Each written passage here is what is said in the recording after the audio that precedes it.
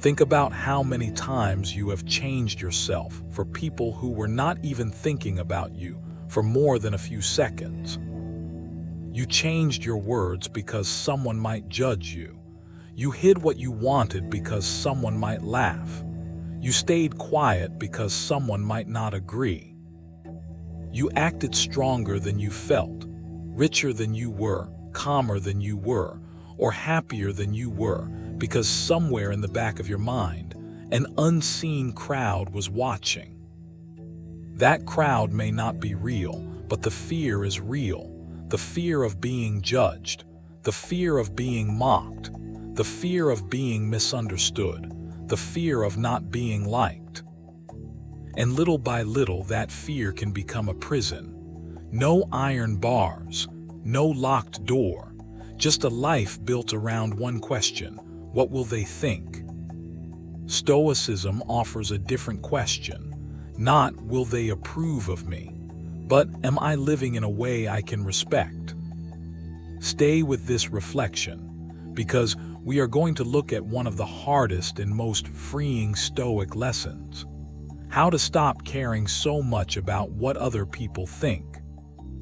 You will learn why reputation is not fully yours, why praise can trap you just as much as blame, why being misunderstood is painful but not always dangerous, why Marcus Aurelius cared more about character than applause. You will also learn how to live with a calmer mind, even when people judge, criticize, gossip, or fail to understand you. If you want calm, serious lessons on Stoicism, discipline, and self-control, subscribe to the channel. This is a place for people who want to train the mind, not live for the crowd. Let us begin with a simple truth. Most people do not suffer only from what happens to them. They suffer from how they believe they are being seen. Someone looks at them the wrong way and the mind starts working. Do they dislike me? Did I say something wrong? Do I look foolish? Are they judging me?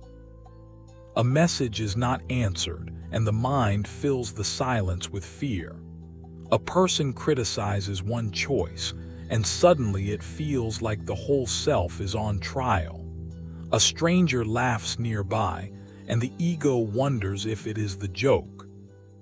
This is how opinion gains power. It does not always enter through a loud insult. Often it enters through small doubts, a look, a pause, a tone, a comment, a rumor, a cold reply, a lack of praise. And once it enters, it starts asking for rent. It takes your attention, it takes your peace, it takes your courage. It changes what you say. It changes what you wear. It changes what you try. It can even change what you dream, because you begin to ask not what is right for your life, but what will be safe from judgment. That is a quiet kind of slavery. A person may be free in body and still be ruled by the eyes of others. He can walk where he wants, buy what he wants, speak when he wants, and still be trapped by one thought: I hope they approve. The Stoics saw this problem clearly. They knew that public opinion is unstable. Praise comes and goes. Criticism comes and goes. People change their minds. Crowds cheer today and forget tomorrow. Someone who admires you in the morning may judge you by night. Someone who judges you today may not remember you next week. So why build your peace on something so light? Why hand your mind to people who do not even fully understand their own? The Stoic does not say, never care about people. That would be cold and false. We are social beings. We live among others. We need friendship, trust, respect, and community. A good person should care about how their actions affect others. But there is a great difference between caring about people and being ruled by their opinions. Caring about people means you act with justice. Being ruled by opinion means you act from fear. Caring about people means you try not to harm them. Being ruled by opinion means you betray yourself so they will approve. Caring about people is a virtue. Begging for approval is a chain. And the Stoic life begins when you can feel the weight of other people's opinions and still ask, what is right? Not what will make me look good, not what will make them clap, not what will make them stop talking, but what is honest, what is fair, what is wise, what kind of person am I becoming? This is the difference between character and image. Image is what people think they see. Character is what you are when no one is watching. Image needs a crowd. Character can stand alone. Image asks for praise. Character asks for truth. And if you spend your life protecting your image while neglecting your character, you may win approval and still lose yourself. Stoicism teaches that some things are yours and some things are not. Your choices are yours. Your words are yours. Your effort is yours. Your values are yours. Your honesty is yours. Your self-control is yours. But another person's opinion is not yours. Their opinion is shaped by their mood, their past, their envy, their fear, their limits, their taste, their wounds, and their own hidden hunger for approval. You may do something wise and they may still judge it. You may speak clearly and they may still twist it.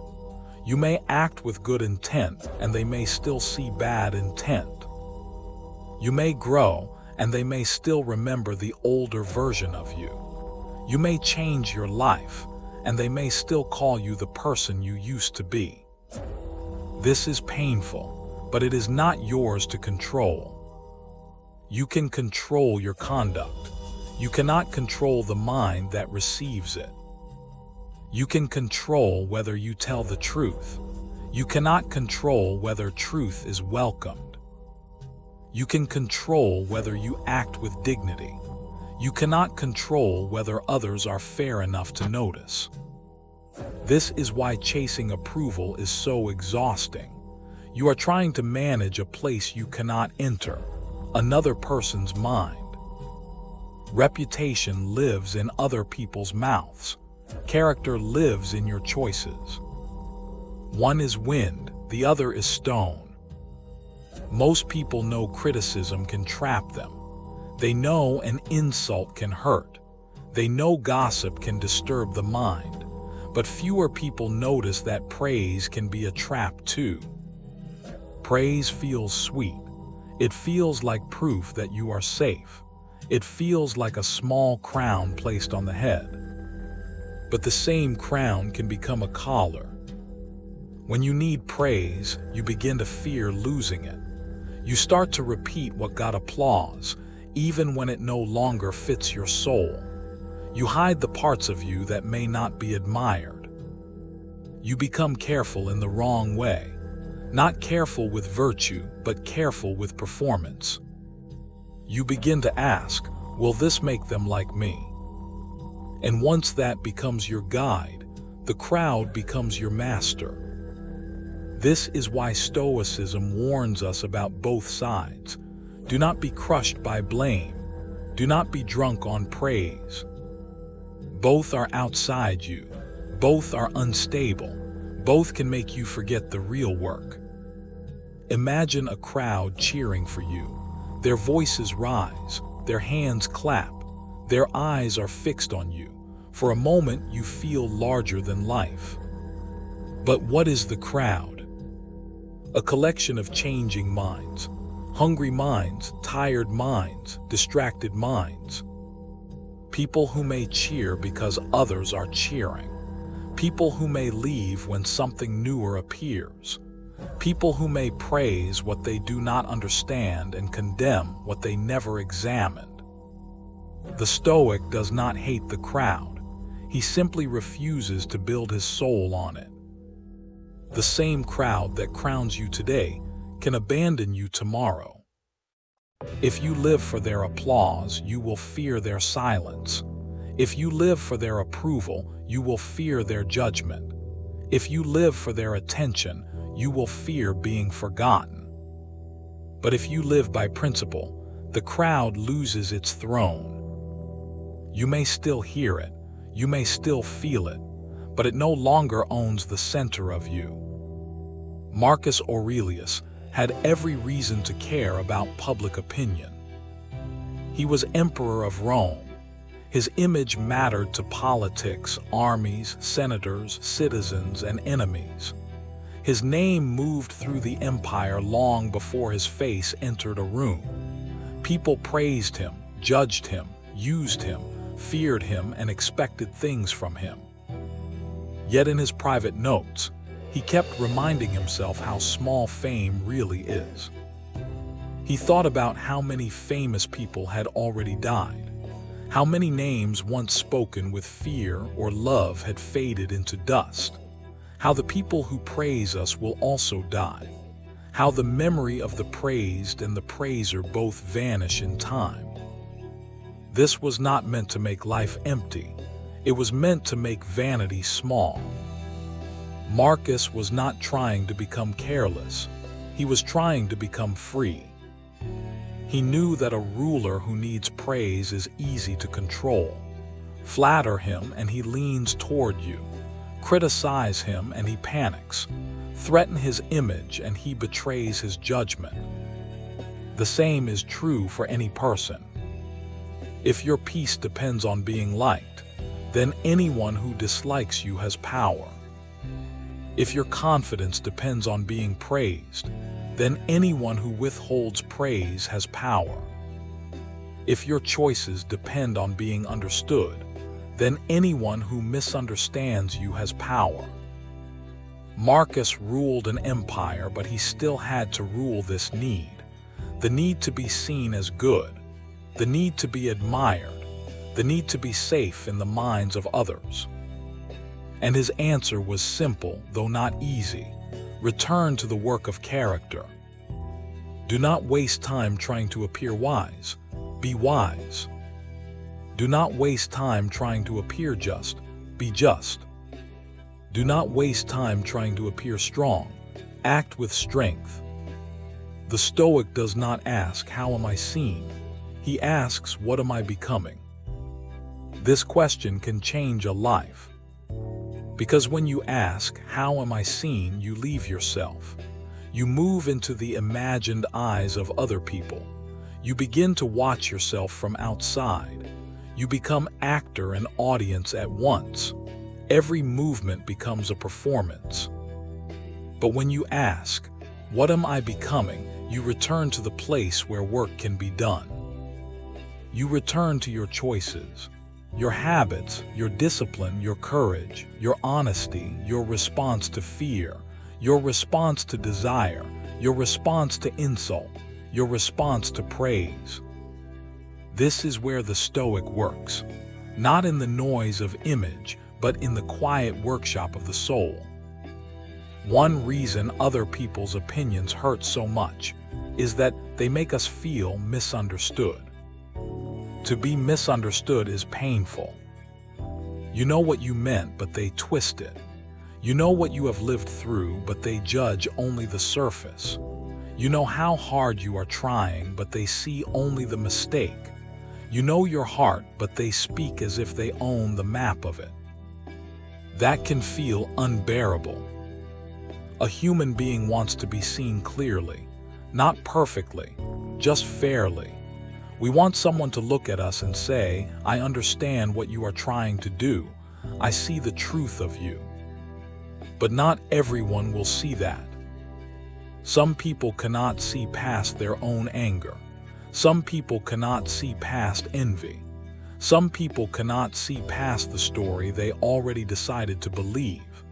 Some people only see the version of you that helps them feel right. This is where many people lose themselves. They begin to explain, then explain again, then defend, then chase, then beg to be understood by someone who has no real interest in understanding them. The Stoic answer is not to become hard and bitter. The answer is to know when explanation has reached its end. There are people who ask because they want truth, and there are people who ask because they want a stage. There are people who listen, and there are people who reload. There are people who are confused, and there are people who are committed to seeing you wrongly. You do not have to spend your life on trial before a dishonest judge. Being misunderstood is painful, but betraying yourself to be understood is worse. If you bend your values every time someone gets the wrong idea, you will soon have no shape of your own. If you water down the truth so no one can criticize it, you may end up living a life too weak to respect. If you chase every false story about you, you may become a servant to rumors. Not every accusation deserves your defense. Some only want your attention. This does not mean you never explain yourself. There are times when explanation is right. In close relationships, in honest conflict, in serious matters, clear words can heal much. But explanation should serve truth. It should not become a form of begging. If someone is willing to understand, speak clearly. If someone is only hungry for control, your silence may be wiser. There is a special freedom in letting some people be wrong about you. At first, it feels like loss. The ego hates it. It wants to run after them and say, "No, you do not understand. Let me fix the picture in your head." But the more you practice, the more you realize that you do not need to live inside every picture people carry of you. Some will see you poorly. Some will see you too highly.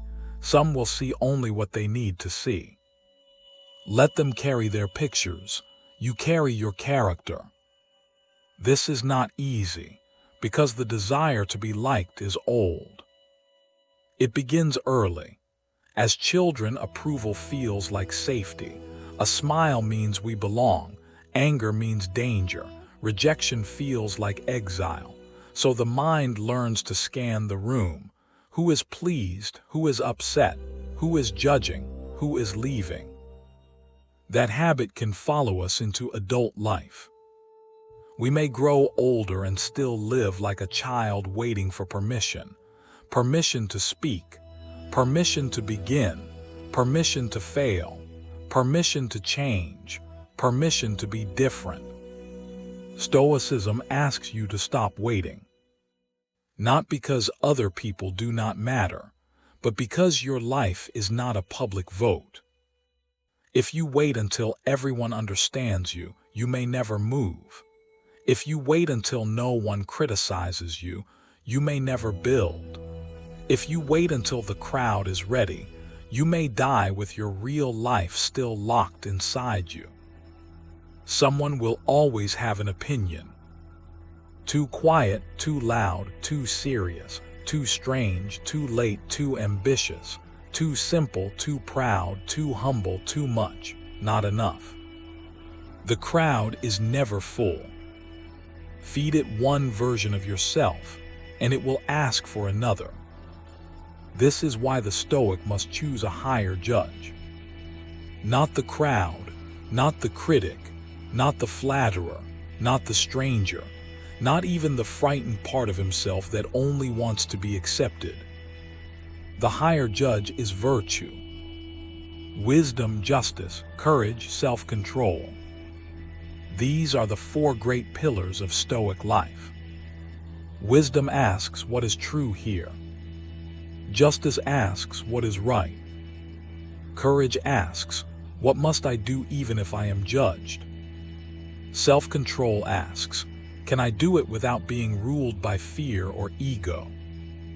If you can answer to these, you do not need to bow to every opinion that passes by. A good reputation is not bad, it can be useful.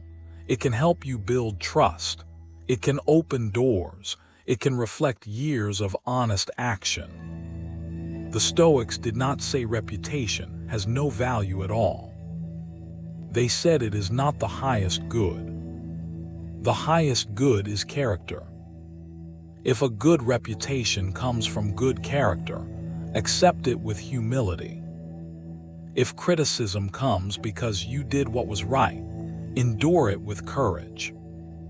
If praise comes for something false, do not drink too deeply. If blame comes from confusion, do not let it poison you. Hold reputation lightly, hold character firmly. This is a difficult balance. You do not want to become rude and say, "I do not care what anyone thinks," while harming people around you. That is not Stoicism. That is ego wearing armor. A wise person listens to correction. A wise person can admit fault. A wise person can hear hard truth without falling apart. The goal is not to become deaf to all opinion. The goal is to stop being owned by it. There is a difference between feedback and noise. Feedback can help you grow. Noise only makes you perform. Feedback points to something real. Noise points to the speaker's mood. Feedback may be uncomfortable, but it leaves you clearer. Noise leaves you anxious, scattered, and hungry for approval. The Stoic learns to listen without kneeling. He asks, is there truth here? If yes, he uses it. If no, he releases it. He does not need to hate the critic. He does not need to worship the critic. He simply separates what is useful from what is empty. This is one of the greatest freedoms a person can gain: the ability to hear judgment without becoming judgment. You can be criticized and still remain calm. You can be disliked and still remain kind. You can be misunderstood and still remain honest. You can be ignored and still remain disciplined. You can be praised and still remain humble. You can be watched and still remain yourself. But this freedom requires practice. You do not wake up one day and stop caring what people think. The habit is too deep. The fear is too old. The hunger for approval has been fed for too long. So train it. Begin with small acts. Do one good thing without telling anyone. Let it remain unseen. Let no one clap. Let no one know. Feel the discomfort of invisible virtue. Let it teach you that goodness does not need an audience to be real. Then practice letting one small criticism pass without defense. Not every comment, not every serious matter, just one small sting. Do not chase it. Do not explain. Do not build a courtroom in your head. Let it pass like smoke through a broken roof. Then practice choosing one value for the day. Maybe patience, maybe honesty, maybe courage, maybe discipline. Let that value guide you more than the desire to look good. At night, review yourself, not with hate, with honesty. Ask, did I act from principle or from fear of opinion? Did I hide what was true because I wanted approval? Did I perform for praise? Did I let criticism decide my mood? Where did I stay loyal to myself? This review is not punishment, it is training. The Stoic treats the soul like a craft. A sculptor does not hate the marble because it is unfinished. He simply returns with the chisel. In the same way, you do not hate yourself for wanting approval. You notice it, you shape it, you return again tomorrow. Another practice is to remember how little time people spend thinking about you. This may sound harsh, but it can free you. Most people are busy with their own fears, their own image, their own worries, their own hunger to be liked. They may judge you for a moment, then return to the drama of themselves. And yet you may carry their 5-second opinion for 5 years. You may give a passing comment a room in your mind. You may feed it, dust it, protect it, and revisit it at night. Ask yourself, is this worth my life? Is this opinion worthy of my best attention? Is this person a wise judge? Would I trade my peace for their approval? Would I trade my values for their comfort? Would I become false so they can feel right? These questions cut through fog. The Stoic life is not a life without people. It is a life where people are no longer allowed to replace your conscience. There will be times when you are judged for growing. This is important. Some people like the old version of you because it served them. Maybe you were easier to control, easier to predict, easier to use, easier to keep small. When you begin to change, not everyone will celebrate. If you become more disciplined, some may call you boring. If you set boundaries, some may call you cold. If you stop explaining yourself, some may call you arrogant. If you choose peace, some may say you think you are better than them. If you leave old habits behind, some may try to pull you back with jokes, guilt, or doubt. Do not be surprised. Growth often disturbs the people who were comfortable with your old limits.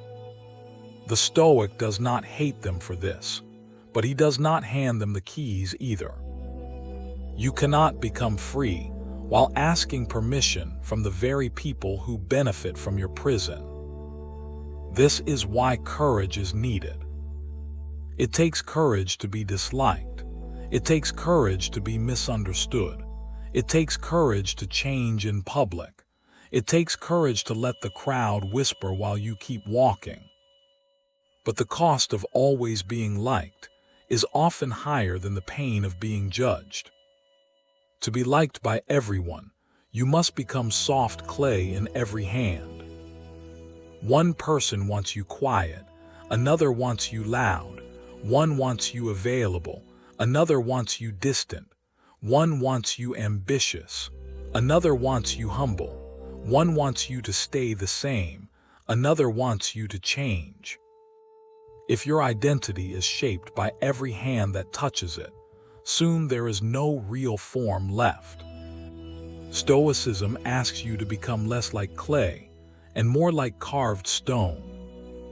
Not hard in the sense of cruel, firm in the sense of formed. Know what you value. Know what you will not trade. Know what kind of person you are trying to become. Then let opinions pass around you like weather. Some days will bring praise. Some days will bring blame. Some days will bring silence. Weather changes, the work remains. There is also peace in accepting that you will never be understood by everyone. Even the best people are judged. The honest are called harsh. The disciplined are called proud. The quiet are called weak. The brave are called foolish. The kind are called fake. The successful are called lucky. The struggling are called lazy. The world often names things badly. If you need the world to name you correctly before you can move, you will move very little. Let your life speak slowly. Let your habits speak. Let your conduct speak. Let time speak. And if some people still do not hear, let that be their burden, not yours. You have a limited amount of attention. Spend it carefully. Attention is life paid out in small coins. Every hour spent worrying about what they think is an hour not spent building what matters. Every night spent replaying criticism is a night not spent resting the mind. Every choice made for approval is a stone placed on the wrong road. Ask yourself, what could I become if I stopped performing? What could you build? What could you learn? What could you repair? What truth could you speak? What burden could you put down? How much energy would return to you if you no longer had to manage every opinion in the room? This is the promise of Stoicism. Not that people will stop judging, they will not. Not that criticism will stop hurting, sometimes it will.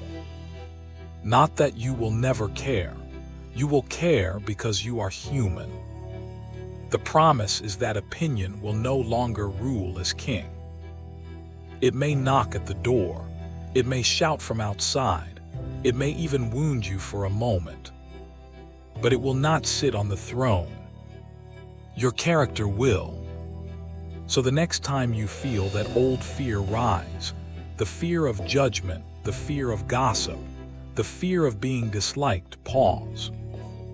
Ask yourself, am I about to choose my character, or am I about to choose their approval? Because one of them belongs to me, the other never did. You do not need every person to understand you. You do not need the crowd to bless your path. You do not need applause to prove that your life has weight. You do not need to live as if every stranger is a judge and every day is a trial. Live so your own soul can respect you. That does not mean you will always be perfect. You will fail. You will still care too much sometimes. You will still explain when silence would have been wiser. You will still feel the sting of judgment. That is part of being human. But each time you return to your own standard, you become freer. Each time you choose truth over image, you become stronger. Each time you let false opinion pass without chasing it, you reclaim a piece of your mind. And one day, you may notice that the crowd is still making noise, but it no longer sounds like a command. It is only noise. The world will keep judging. Your task is to stop living on trial. Let them think. Let them speak. Let them misunderstand what they are determined not to understand. You return to the work. Be honest, be steady, be fair, be disciplined. Be brave enough to be seen wrongly while living rightly. And when your life is over, the question will not be whether every person approved of you.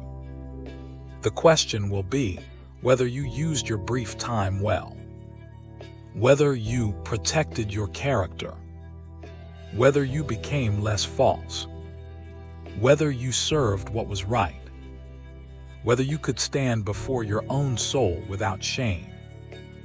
That is enough. If this reflection helped you, subscribe for more calm Stoic lessons on discipline, strength, and self-control. Until the next one, guard your mind carefully. The crowd will keep changing its mind. Your task is to stop letting it change yours.